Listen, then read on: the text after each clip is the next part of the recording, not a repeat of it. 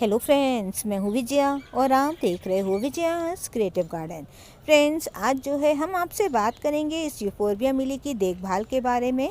साथ में इसकी जो पत्तियाँ हैं ये पीली पड़ रही हैं, ये क्यों पीली पड़ रही हैं और इसको कैसे ठीक कर सकते हैं, इस पर भी बात करेंगे। फ्रेंड्स, यूफोरबिया मिली जो है एक तरीके से सक्यूलेंट भी है, कैक्टस भी है।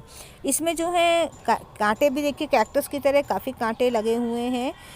तो इसको जो है आप इसकी केयर जब करोगे तो आपको कैक्टस की भी केयर और सक्यूलेंट की भी केयर का ध्यान रखना पड़ेगा।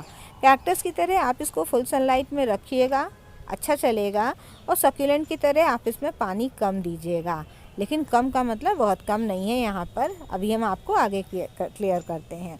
तो आप इसको फुल सनलाइट में रख सकते हो। इवन जो है भीषण गर्मी में भी बिना ग्रीन नेट के चल जाता है, कोई दिक्कत नहीं आती है। पानी जो है आप इसमें गर्मियों में भी अगर एक दिन छोड़ करके भी डालोगे तब भी चलेगा, लेकिन जब भी पानी डालना तो मिट्टी ज़रूर चेक कर लेना, मिट्टी ड्राई लगने लग जाए तभी आप पानी डालिएगा।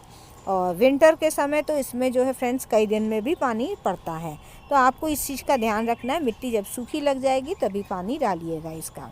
दूसरी बात जो होती है सनलाइट में फ्रेंड्स, ये 4 घंटे की भी सूरज की रोशनी में चल जाता है, लेकिन 4 घंटे की सूरज की रोशनी में आप इसको रखोगे तो जब इसका फ्लावरिंग टाइम होता है तो इसमें फ्लावर्स कम आते हैं। इंडोर आप इसको रख सकते हो, इंडोर भी चल जाता है, लेकिन वो ये फूल नहीं आते हैं। तो फ्लावरिंग टाइम जो है इसका यही विंटर होता है, विंटर से फ्लावरिंग आना शुरू हो जाती है इसकी। लेकिन विंटर में भी हमने देखा है जब इसको अच्छी सनलाइट मिलती है तब फ्लावर्स इसमें ज़्यादा अच्छे से आते हैं। तो इसका जो फ्लावरिंग टाइम है ये विंटर से शुरू होकर के मई तक आराम से चलता है। और जहाँ पर 15 जनवरी बीता, 15 जनवरी के बाद तो और अच्छी फ्लावरिंग होने लगती है। अभी तो समझ लीजिए ये शुरुआत हो रही है इसकी। तो इस चीज़ में आपका ये फ्लावरिंग टाइम है। और फ्लावर्स इसके जल्दी गिरते नहीं हैं, कई दिन प्लांट में लगे रहते हैं। और आपको जो है खुद ही जो है मई जून में पुराने फ्लावर्स फेडेड फ्लावर हो जाएं तो हटाने पड़ेंगे। तो चलिए ये तो बात हो गई, अब बात करते हैं इसकी पत्तियां जो पीली पड़ रही हैं इसके क्या कारण हैं। तो सबसे पहला कारण दोस्तों ये है कि जैसा कि जानते हैं कि ये सक्यूलेंट कैक्टस है, तो इसमें पानी कम पड़ता है, तो कुछ लोग ज़रूरत से ज़्यादा कम पानी डाल देते हैं, तो उसके कारण भी इसकी पत्तियाँ पीली पड़ती हैं। तो जब भी आप इस चीज़ को आपको लगे तो मिट्टी को ज़रूर चेक करिए। अब यहाँ पर हम अपने प्लांट की दिखाते हैं, ये देखिए मिट्टी जो है ड्राई सी लग रही है, लेकिन फिर भी हम जानते हैं कि इसमें हल्का सा मॉइस्चर है, क्योंकि हाथों में जो है फील हो रहा है वो चीज़ें। तो पानी को जब भी मिट्टी में पानी जब भी दीजिए तो मिट्टी एक बार ज़रूर चेक कर लीजिए। और भी गमले की हम चेक करते हैं, क्योंकि मेरे प्लांट की पत्तियाँ देख रहे हो आप कितनी सारी पीली पड़ी हुई हैं, तो इसलिए इसमें पानी की तो देखिए कोई कमी नहीं है। तो आप देखना, ओवर वाटरिंग से भी प्लांट में जो है पत्तियाँ पीली पड़ने लगती हैं। साथ में जब बहुत ज़्यादा ओवर वाटरिंग होती है तो ऊपर से जो प्लांट होता है वो थोड़ा सा मरने सा लगता है, गलने सा लगता है, तो उससे भी पता लगता है कि ओवर वाटरिंग हो रही है। तो मिट्टी गीली रहे तो पानी बिल्कुल भी मत डालिएगा। सर्दियों में कई बार जो होता है हफ्ते में एक बार भी पानी डालते हैं। यहाँ पर जो है थोड़ी सी मैंने मल्चिंग भी कर रखी है, ये जो टर्टल वाइन है इससे और सूखी पत्तियों से भी, और जंगली वीड निकल आई है, तो मल्चिंग कर देना भी अच्छा होता है। इससे रूट्स में गर्माहट मिलती है और जो है पानी भी बचता है, पानी ज़्यादा देना नहीं पड़ता है। तो मिट्टी को ज़रूर चेक करके दीजिए, पानी डालिए। तो 2 कारण तो ये हो गए। तीसरा कारण दोस्तों न्यूट्रिएंट की कमी से भी होता है। कई बार हम लोग इसमें जो है कम फर्टिलाइज़र चाहिए होता है, ज़्यादा नहीं चाहिए होता है, तो उस चक्कर में बिल्कुल भी फर्टिलाइज़र नहीं डालते हैं। लेकिन इसमें जो है बहुत ज़्यादा फर्टिलाइज़र नहीं डालना है, आपको कोशिश करो कि 15 डेज़ में एक बार फर्टिलाइज़र डाल दीजिए। फर्टिलाइज़र में आप जो है इसमें बोन मिल डाल सकते हैं। बोन मिल डालना है तो वंस अ मंथ डालिए, महीने में एक बार डालिए। वर्मी कंपोस्ट जो है 20 से 25 में डाल सकते हैं। कोई भी आप 1-2 फर्टिलाइज़र यूज़ करो। हम जो है जनरली इस समय मैंने बोन मिल जो था वो नवंबर में डाली थी, उस बोन मिल और गोबर खाद फिर नहीं डाला था। और इस समय तो मैं 15 डेज़ में एक बार जो हूँ सरसों की खली का फर्टिलाइज़र और कभी गोबर खाद का लिक्विड फर्टिलाइज़र डाल रहे हैं, और कुछ नहीं डाल रहे हैं, उसी से प्लांट चल रहा है।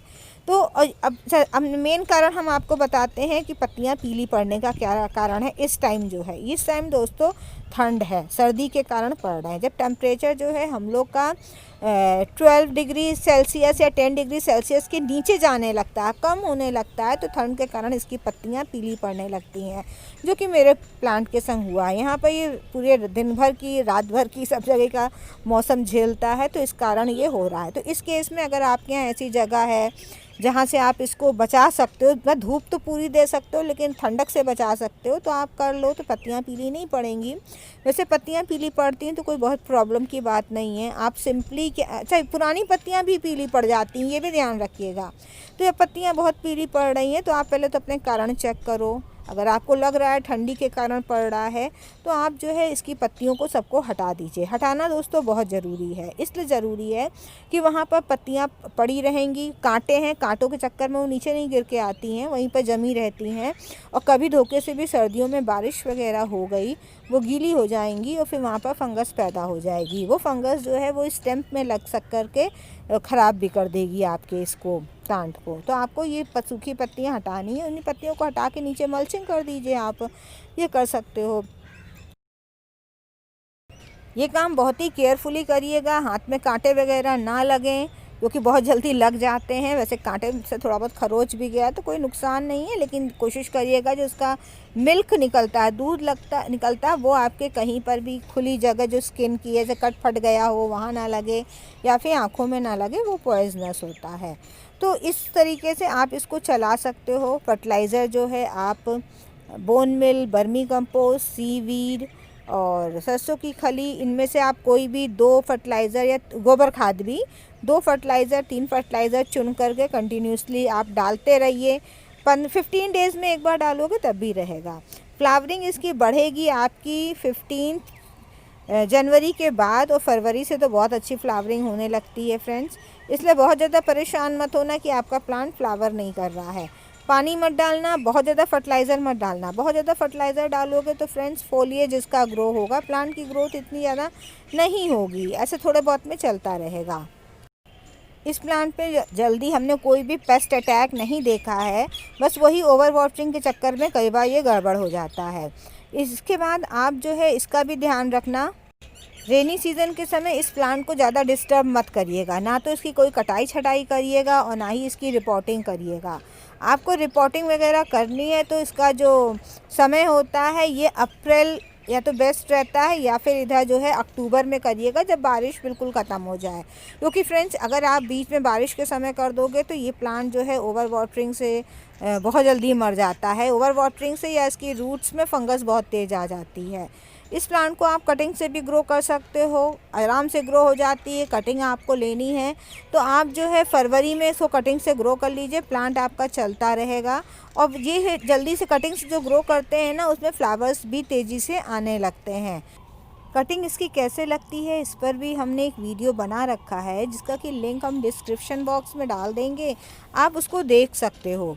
और इसमें जो है कटिंग आप इवन नवंबर में भी लगा सकते हैं, लग जाती है। मैंने वो वीडियो में शायद नवंबर ही बताया है।